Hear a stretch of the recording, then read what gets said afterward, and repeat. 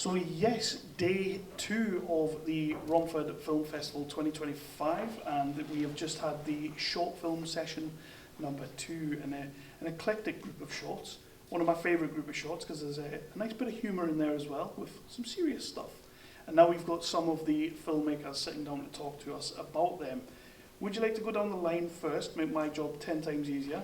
Let people know who you are and what project you worked on. So I'm Mark Hamsley. I am the writer, co-producer and titular Pope in Popes. Hey, I'm Piotr Toczynski. I'm from Poland. We shot the film in Poland as well, and I'm the writer, director, editor of Yellow Ticket. I'm Rene Zagger. I'm an actor who was in Yellow Ticket. So I like to get to know our filmmakers a little bit more, but I like to do it in a little bit of a different way. So we've got 3 people here. Back in the good old days of the video shop, you used to get your 3 for 2 selections. There was always a deal on. What movie would you guys put in a 3 for 2, one each? What movie would you put in there for the perfect film night that also inspired you as a filmmaker? Oh, that's one of those tricky questions because you want to be really clever. And not say something like, well, Ernest Saved Christmas was one of my first favourite films. I actually used to work in a video shop as well. We did have a 3 for 2. Everywhere. That's how old I am now.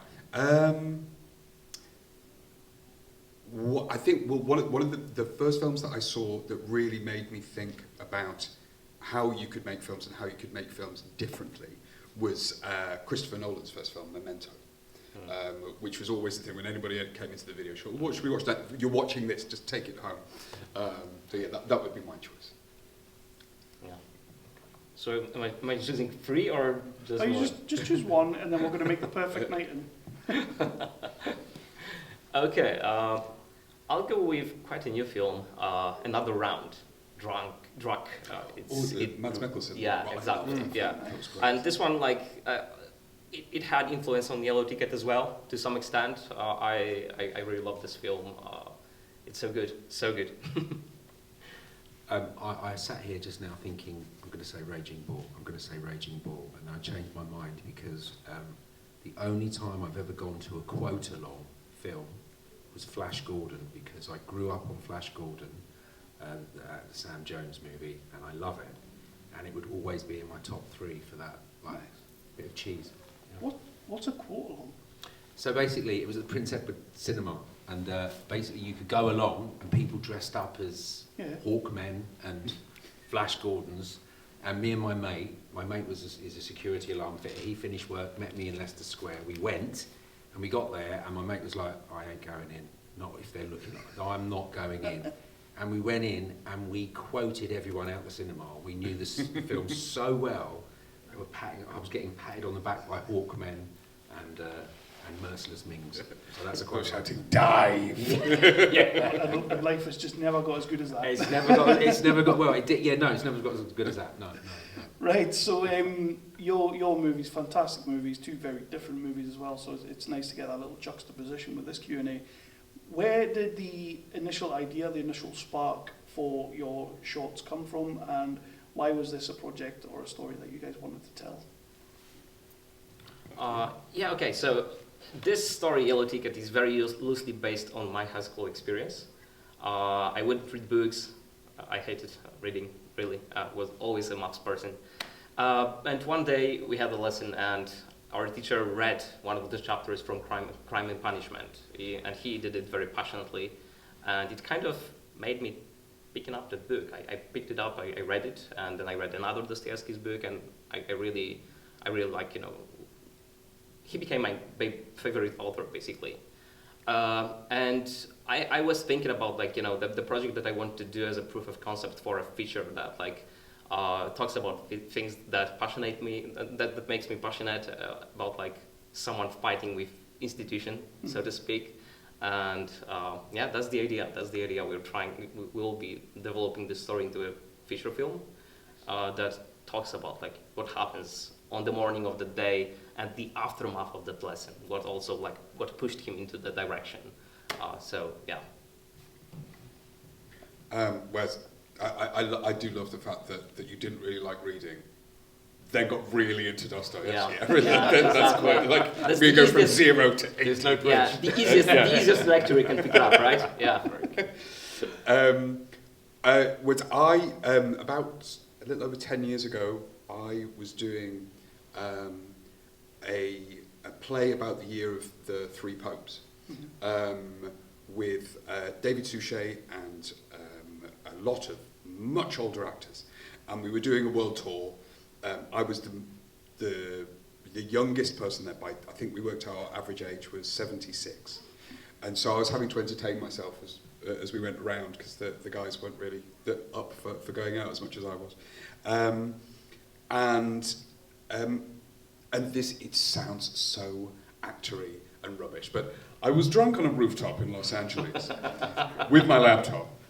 And actually my initial thing was actually, I was just thinking about how all institutions, regardless of how long they've been around, how traditional, how big and grand and ridiculous, there was always somebody in a little office somewhere with a spreadsheet that was having to actually drive the things forward. And that was the initial idea.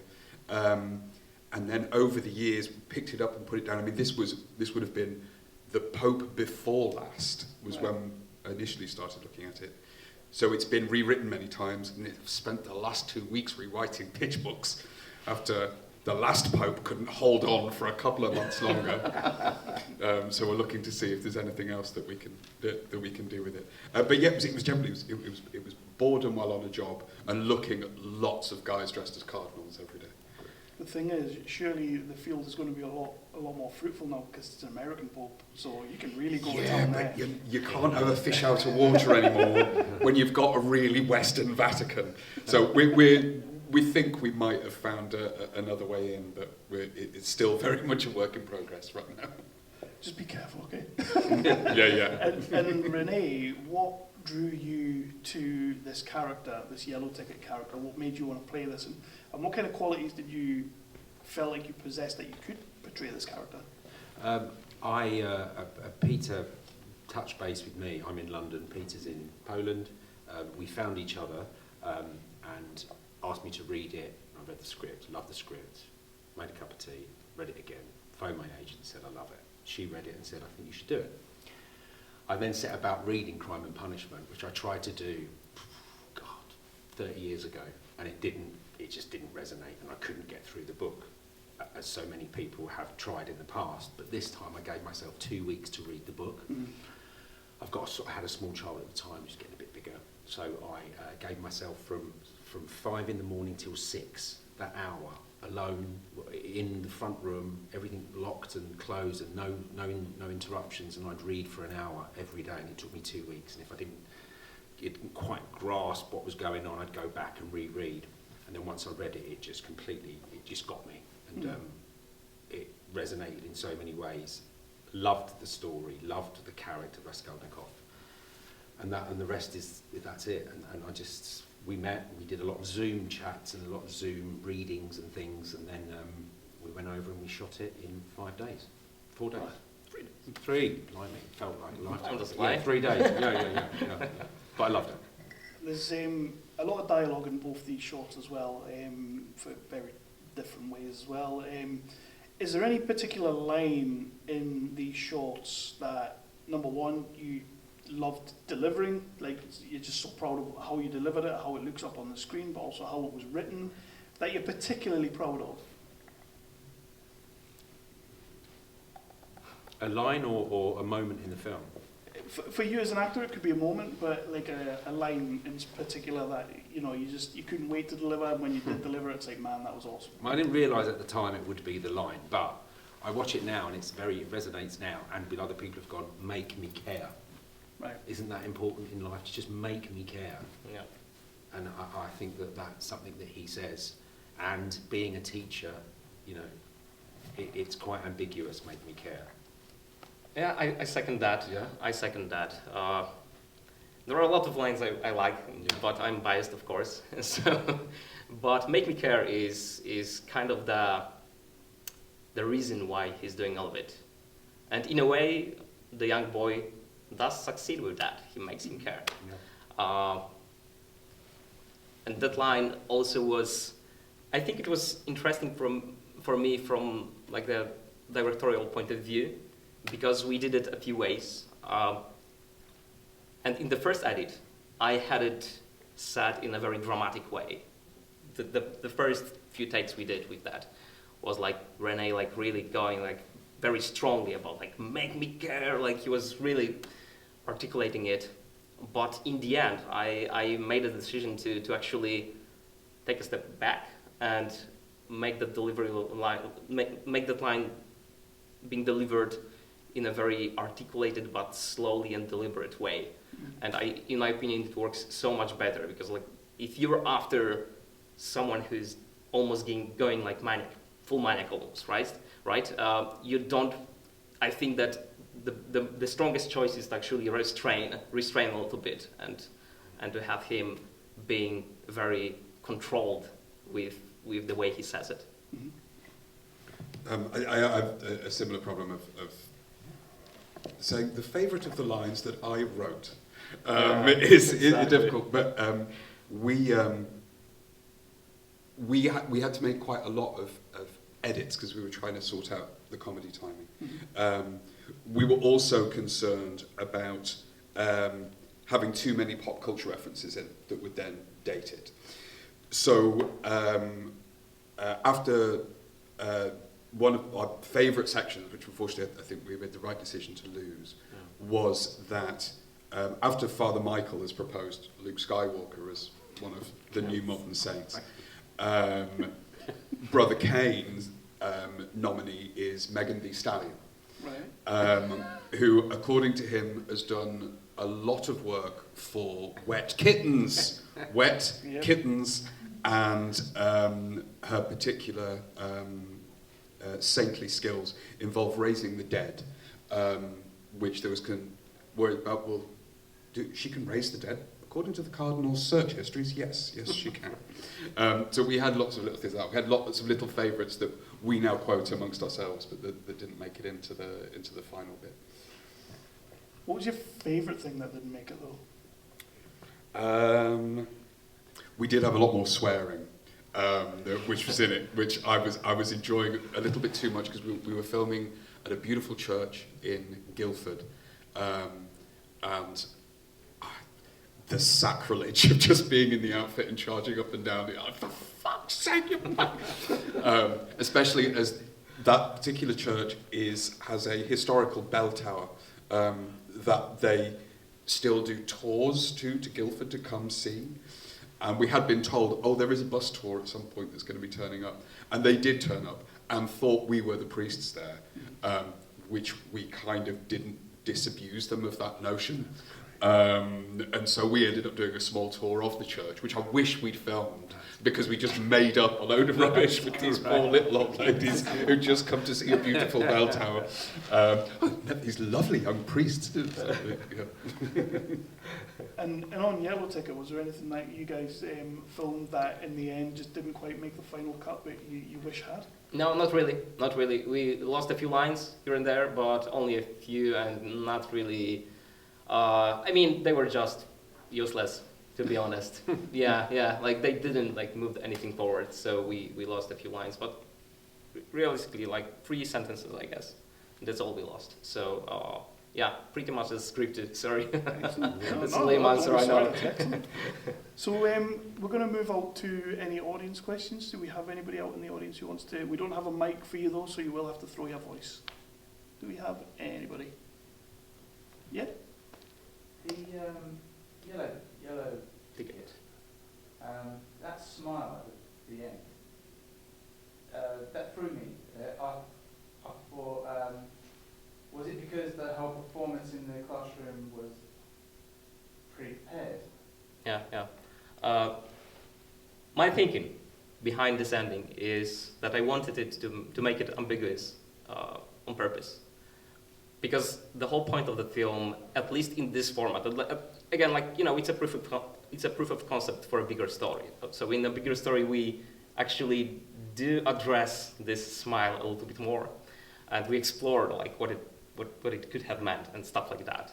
But for this story, for the short film, the whole point was kind of to face the question of what makes someone a good teacher, a good educator. And I think it's more complicated question that it seems on the surface. I had a few great teachers on my path, and they were very different. One of them was that woman was basically like she would call me names and stuff like that, but she has done it to motivate me, and actually weirdly it worked for me. So like the question of what makes a good teacher is not an easy one to answer for me, at least. That's what I think, and that's what I wanted to kind of like that's the question that I wanted to plant in viewers' mind. What makes a great teacher? So he smiles to kind of give you that ambiguity and to leave you ponder about it. Yeah. And we start with her, his relationship with her. Yeah. The other. So and she talks of his creative classes. If you got it all prepared, and finishes with kind of like a reaction to that, and it kind of for me brings it full circle. But again, keeping it ambiguous. Is there something to suggest that there is a mutual respect, but also is it a complete setup, the class, the actual performance? Yeah, and like I'll go back to that as well. The thing is that I also wanted the audience to kind of question it, if he's doing it on purpose, if it's deliberate or not. And some people say, yeah, it was pre-planned from the very beginning, all of it. I know what's my answer as a writer, right? And in my opinion, it was planned to a certain extent. It was, but there was a point where it goes off the rail. And he honestly, he was a great teacher, but he is a great teacher, but he just crossed the line. But yeah, how much of it was deliberate was kind of the question that we also wanted the audience to kind of like decide on their own. Yeah. Anyone else got one there yet? Hi. So I have experience teaching in like film schools and stuff. So I relate a lot to the film in regards to just students who do not care or do not play a game, and it can be very hard to teach. I was wondering, like, do you have experience like teaching students, or I mean, where did that come from? This frustration, I suppose. Yeah. So one of the maddest things for me was that out of like obviously speaking for every actor, before COVID you had a career and it was going a certain way, and then after COVID things could change completely. And I found myself in education. A friend suggested, why don't you teach drama? So I started doing a bit of teaching. And the one thing that really frustrated me teaching teenagers was that I didn't speak the same language anymore. So they would come in and have these little sort of urban conversations and these little connections and social media, and I was so removed from it and I didn't get it. And so I was always, in my head, I was always fighting, and I've written something since that to sort of try and explains how you communicate, how to sort of move forward and communicate. But then the script came through and I read it, and it's about, and it was sort of to try and reach out, and especially that main character who just didn't want to listen, and how you would approach it. Not that what I've written is in any way like that, but I found myself in teaching and it was frustrating, so I kind of connected the two for me. Yeah, and educating has always been part of my life. When I was like 15, I think I was giving, lessons to younger kids and stuff like that, and also like my friends from the class or whatever. So I was always educating, and I'm educating online as well. So it has been part of my life, definitely. But also just like kind of any subject can be interesting, and it all depends on the teacher. It all depends on the teacher, right? Yeah, you can have the most interesting subject and it can be ruined by someone just not doing it properly, right? For example, my nephew, he hasn't had a single experiment during his chemistry and physics education. How? How is that possible? Like, how can you be interested in the subject if you haven't seen it applied in real life at all, right? I had a great lack of having teachers in those subjects that were very hands-on and would let me do things that, honestly, these days, my goodness, they would go to jail for it. Seriously, I had access to, like, all the chemicals at school, to everything, because my teacher liked me. And my goodness, the things we've done, like, I can't say it on camera, you know? Yeah. So I'm going to round out, but first of all, thank you for letting us show these shorts today up on the big screen. Thank you for being here. But the last question that I would like to give you is, if you could cast any one random and probably completely unnecessary historical figure in this movie, who would you put in there?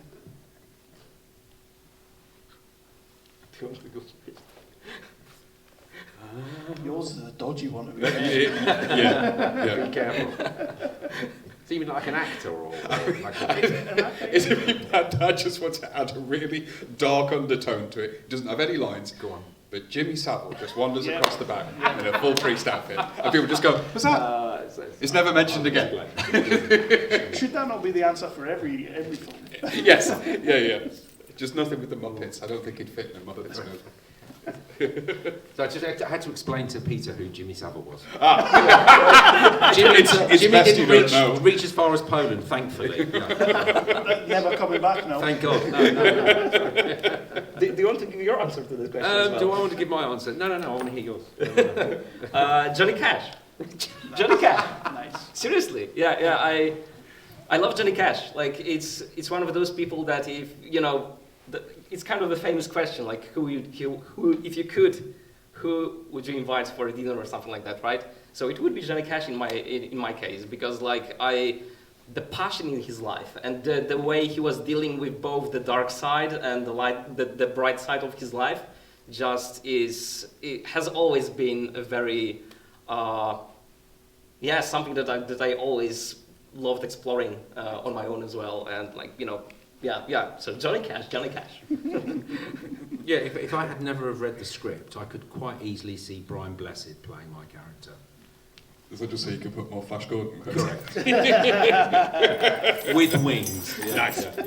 Right, folks, thank you so much for submitting your Thank shorts you. to the festival. Thank you for letting us show them up here. And most of all, thank you for being here and taking part of my silly questions. Thank Brilliant. No worries. Thank Thank you you. Thank you so much. you. And we've got another one as well.